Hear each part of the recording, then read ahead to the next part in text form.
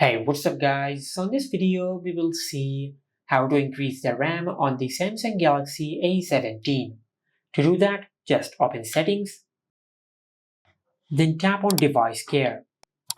From here, just tap on Memory.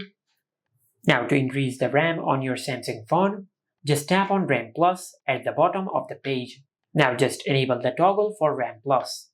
And from this pop-up menu, just select the amount of RAM which you want to increase. You have the option of 2GB, 4GB, and 6GB. Now after you select the amount of RAM which you want to increase, then select OK and select Restart.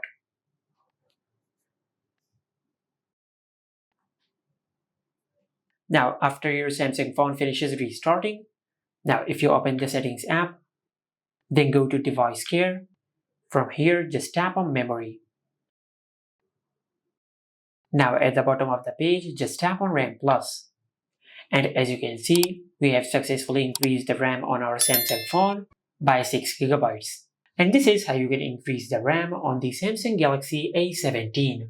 Make sure to like, comment, and subscribe. Thank you for watching.